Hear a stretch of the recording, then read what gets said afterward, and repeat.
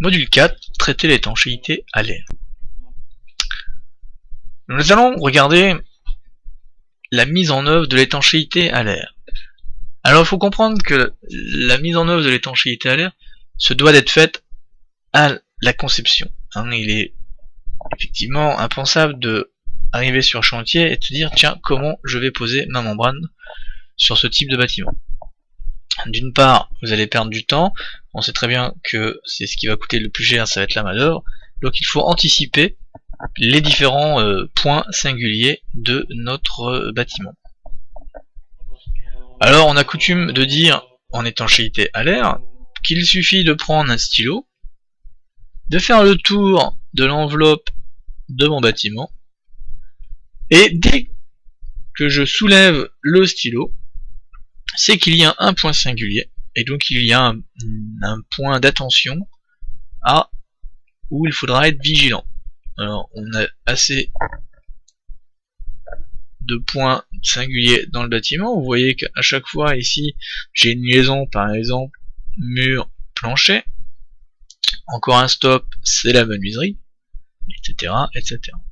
Donc à chaque fois j'anticipe les problèmes que je peux avoir sur le chantier. Alors, où se localisent les fuites? Alors, les premières fuites vont être dans les liaisons parois et sous-bassement. Les liaisons plancher et parois verticales. Les liaisons des parois verticales entre elles. Les liaisons des menuiseries extérieures et l'enveloppe. L'implantation des boîtiers et des gaines électriques. Alors ce document est à mettre en... Enfin, cette localisation des fuites n'a pas lieu d'être, et nous le verrons après dans le passage des fluides. Si notre gaine technique est correctement placée, il n'y a pas besoin d'isoler et d'étancher ces prises électriques. Cependant, tous les boîtiers électriques qui sont en communication avec, qui traversent la paroi, qui sont à l'extérieur, je pense notamment aux volets électriques, tout ce qui est sonnette, luminaire, eux, il faudra bien sûr étancher ces gaines techniques.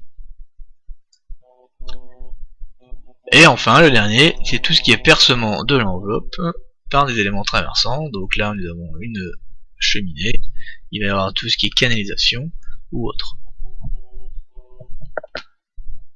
Alors le CT de Lyon, lui, a mis en ligne gratuitement des carnets de détails qui sont regroupés dans ce qu'on appelle le mémento de conception et de mise en œuvre Mininfil. Donc je vous invite pour cela à aller consulter le site du CT de Lyon. Et pour chaque mode de construction, ils ont opéré un petit livret, accessible en format PDF. Donc vous avez la première qui est la construction structure bois. Vous avez construction à structure lourde ITE, donc isolation thermique par l'extérieur. La construction structure lourde, isolation thermique intérieure.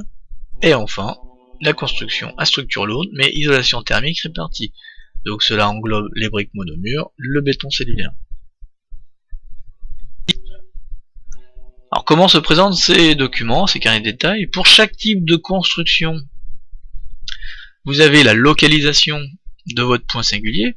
Sur cette image, vous avez l'isolation croisée en doublage extérieur, liaison mur, toiture inclinée.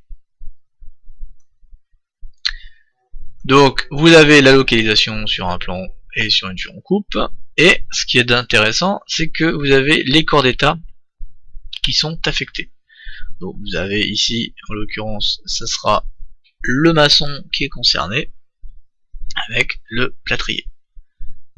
Donc vous avez ici le maçon, le menuisier et tous les corps d'état qui peuvent être inhérents à la construction de la maison. Alors, si nous regardons un peu plus en détail, vous avez une légende et nous retrouvons notre fameuse membrane étanche à l'air. Voilà. Alors il vous explique ici les travaux d'étanchéité à l'air. Et là on voit bien la lettre A, c'est cette membrane On comprend vite la complexité de la pose. Si je n'ai pas eu une réflexion en amont, quand j'arriverai sur le chantier, si je dois faire passer ma membrane devant la muraillère, en dessous de la lisse haute, ça va être un petit peu compliqué. Donc là on vous dit pose en attente d'une bande de pare-pluie HPV posée. Alors là c'est pas un pare-pluie, d'accord. Là ça va être notre membrane étanche à l'air. Et je n'aurai plus qu'à revenir rabattre sur mes membranes de ma toiture et de mon mur. Alors on voit bien ici que ces carnets d'état datent de 2010 et que bon c'était le début de l'étanchéité à l'air. On n'est pas tous devins. Il y a bien sûr des éléments qui étaient en contradiction avec les DTU.